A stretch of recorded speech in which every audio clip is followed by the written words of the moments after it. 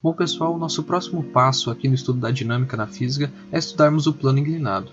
Mas antes de nós falarmos do plano inclinado por si só, eu quero comentar rapidinho com vocês sobre como as forças se comportam e como elas aparecem em um plano inclinado, especialmente a força-peso e a força normal. Então, bora pro vídeo. E lembrando, se você ainda não assistiu os outros vídeos de dinâmica aqui do IGTV e do YouTube, confere lá para você poder ficar craque nessas matérias e poder seguir então aí com sucesso nessa disciplina. Então, bora pro vídeo. É interessante então que nós lembremos qual que é a origem das forças que atuam sobre esse bloco aqui no meu plano inclinado. Então eu tenho um plano inclinado aqui, uma certa inclinação alfa, um ângulo alfa aqui com relação à minha horizontal.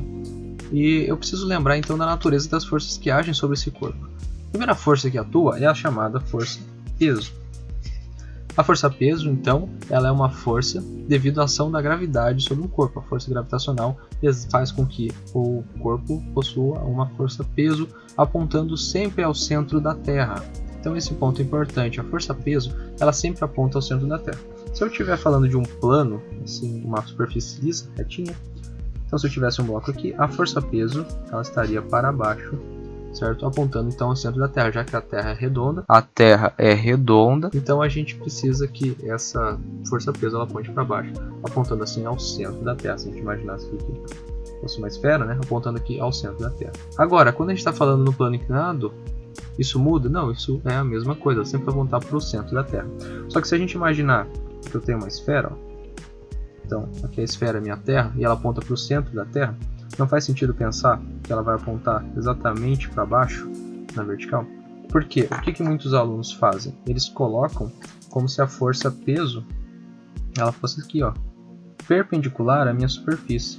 E de fato isso não acontece. Nesse caso, olha só para onde estaria apontando a força aqui, ó, para uma corda aqui dessa circunferência, que não é necessariamente, não passa pelo centro. Agora, quando eu coloco justamente na vertical que é apontando para baixo, eu estou direcionando o meu vetor, minha força-peso, ao centro da Terra, que é justamente o que acontece.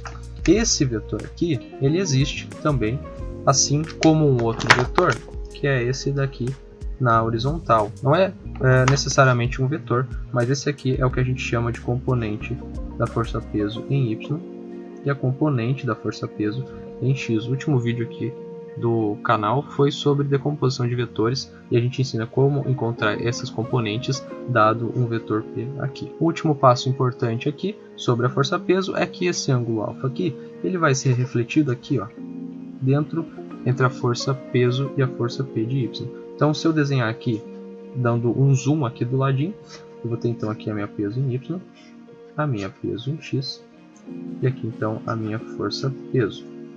O meu ângulo alfa, então ele vai estar aqui entre a força-peso e a peso em Y. Então aqui é o meu ângulo alfa, que é o ângulo que estaria aqui. Então esse ângulo é sempre refletido entre a minha força-peso e a minha componente em Y da minha força. Pois bem, a força-peso não é a única que atua sobre o meu corpo, eu tenho também a minha força normal. Quando eu estou falando da força normal, a força normal é uma força de reação ao contato do meu bloco com uma superfície. Então se eu tenho uma superfície aqui horizontal, plana, a minha força normal ela vai estar apontando aqui verticalmente para cima, reagindo à minha superfície. Mas como eu disse, é uma força de reação ao contato.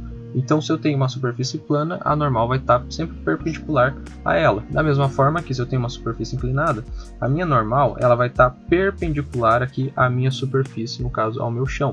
Se eu estivesse empurrando aqui essa parede aqui do lado, a minha normal estaria apontando justamente nessa direção aqui, perpendicular à minha superfície.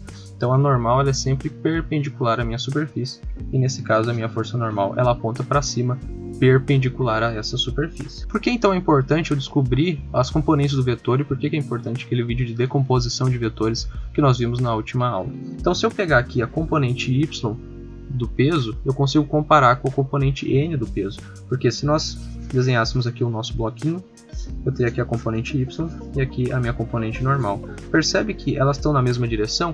Então a minha resultante em Y vai ser igual a justamente a subtração de N por P de Y. Eu não poderia fazer essa comparação se eu tivesse uma coisa assim, a normal e a minha peso. Elas estão em outra direção, elas estão com um certo ângulo aqui, certo? Não necessariamente alfa, um ângulo θ, por exemplo.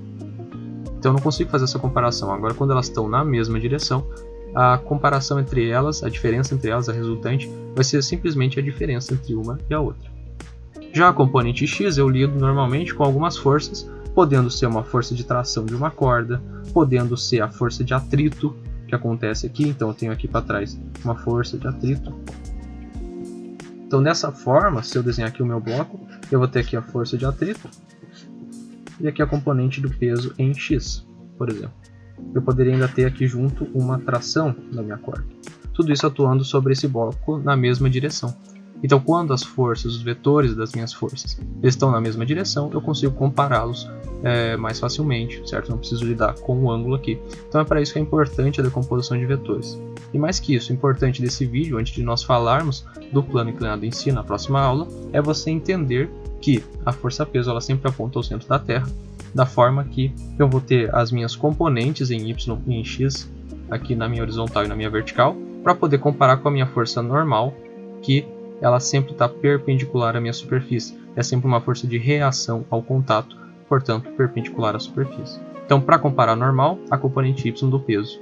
Para comparar força de atrito, força de tração, a componente X do peso. A peso por si só está numa direção que a gente não consegue comparar com esses vetores aqui. Então, por isso é importante nós descobrirmos as suas componentes. Espero que esse vídeo tenha ajudado vocês a entender um pouquinho mais sobre o comportamento das forças no plano inclinado. Se você gostou, não deixe de deixar o seu coraçãozinho aqui embaixo, compartilhar com seus amigos que você acha que possam se aproveitar dessa matéria e deixe aqui nos comentários se tem alguma matéria que você tem interesse, manda um direct caso tiver alguma dúvida, estou à disposição para vocês. Lembrando que toda terça nós temos resumo novo aqui no perfil e todas as quintas nós temos vídeo novo ao meio-dia no YouTube e à noite no Instagram. Um forte abraço a todos vocês e bons estudos!